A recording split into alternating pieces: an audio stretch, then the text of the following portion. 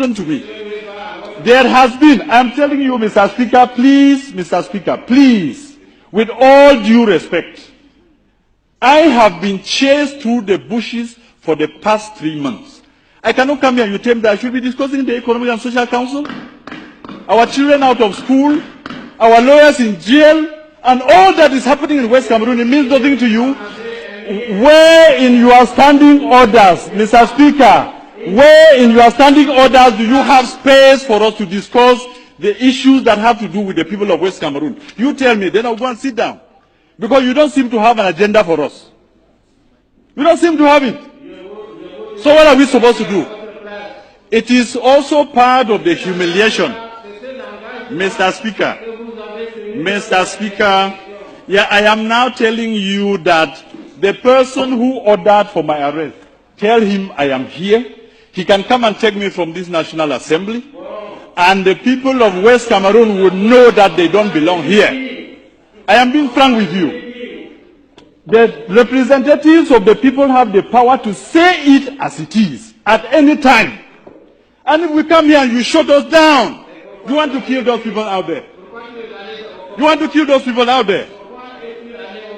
So what should we do? That is your wish, Mr. Speaker. I should have waited for them to bring my head to you. That is what you would have wanted. I simply say no. Mr. Speaker, can you now, on this floor, give the nation that you call yours, people can do what has been done to our children in West Cameroon. I call it West Cameroon because you will never take it out of our mouths again, because that is a territory in which we believe in freedom. To go out on the street and demonstrate is a basic right for us. And that is why we are saying that there are two Cameroons that came together. If you are telling us, like a state minister stood here last year and told us that what happened in Cameroon is like dropping a few cubes of sugar into a basin of water. Who is the sugar and who is the water? I'm asking the government bench of Cameroon, who is that you rape our children? My brother's daughter has been raped in Boya. I swear to you, the government of this country, does the president of this country know that the governors and the DOs and all the administrators you have sent to West Cameroon are out there behaving exactly like an army of occupation? Our people have nowhere to go. We have made all the efforts. Our ancestors and our forefathers trusted you to go into a gentleman's agreement that two people who considered themselves brothers could go to live together. If this is what you show us after 55 years, then those who are saying that we should break Cameroon are right. They are correct.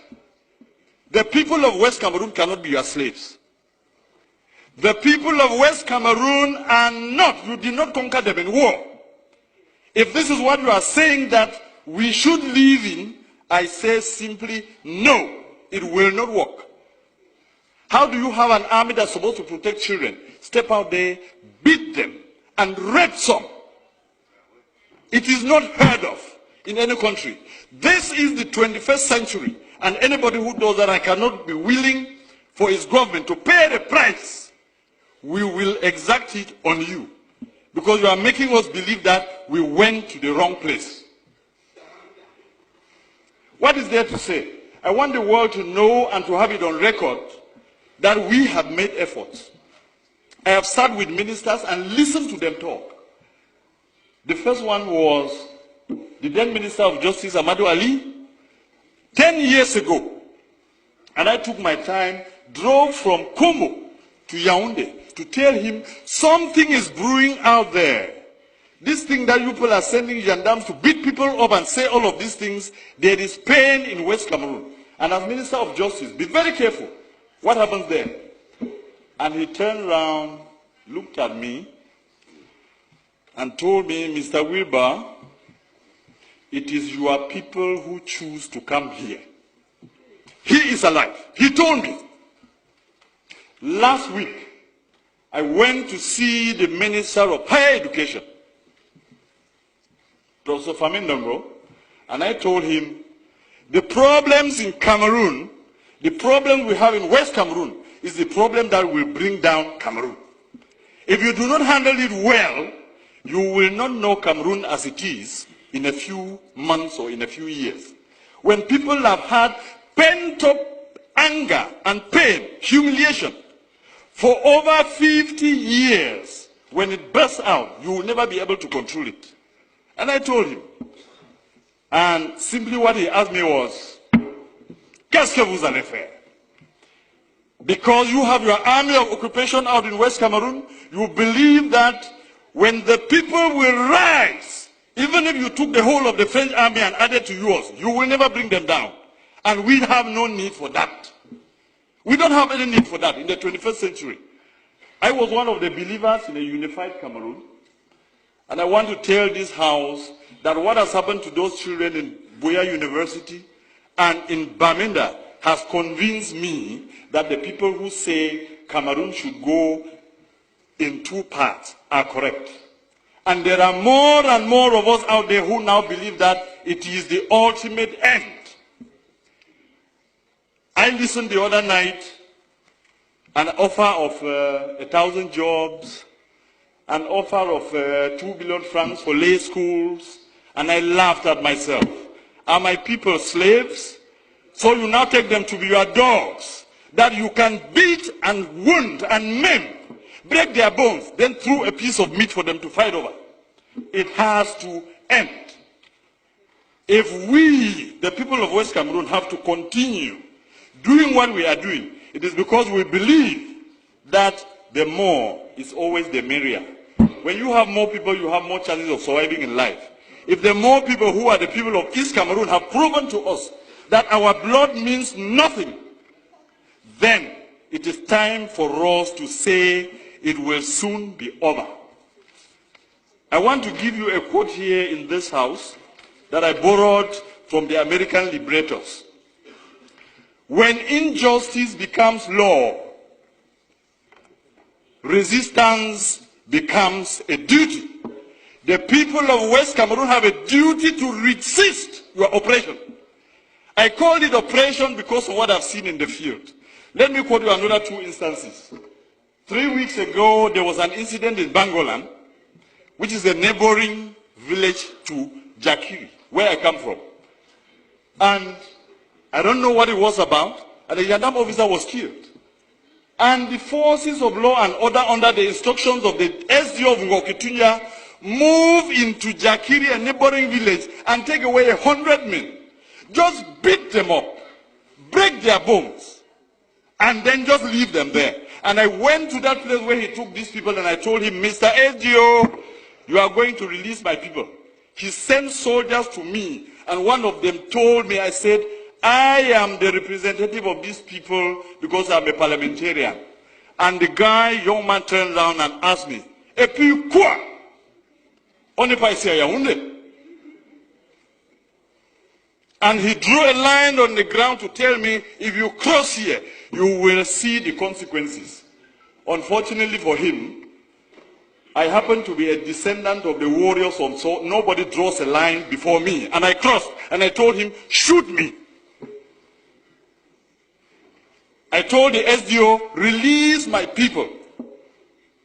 In 12 hours, he released them. But some are still lying in the hospital.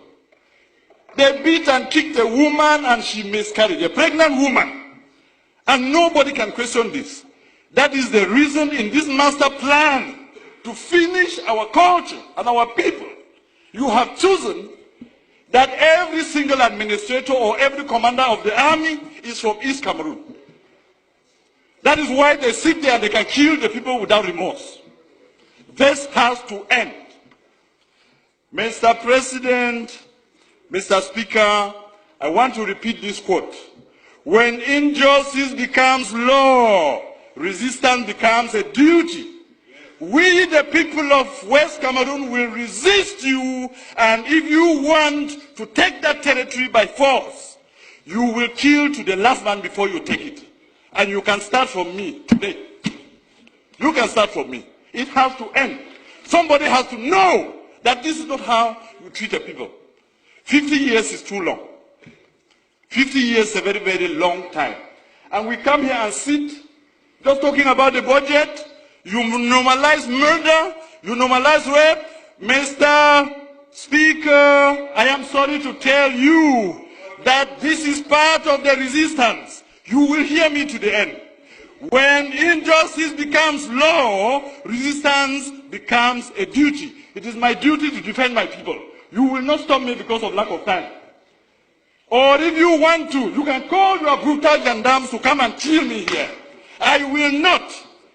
I will not.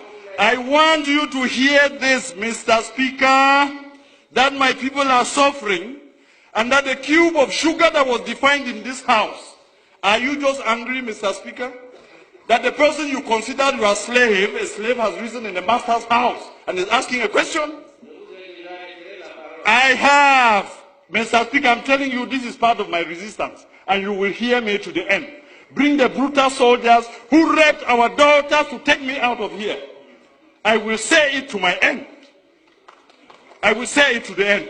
There is nothing you can do to me. I'm wondering whether His Excellency the President of the Republic knows that the governors and the DOs are behaving exactly when they are posted to West Cameroon as colonial masters.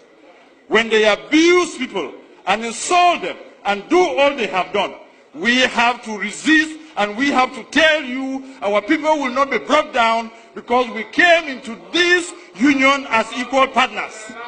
Yes, sir. And I am done. And I am done. And we will resist. And there is nothing you can do to stop us, because this is part of our culture that we inherited.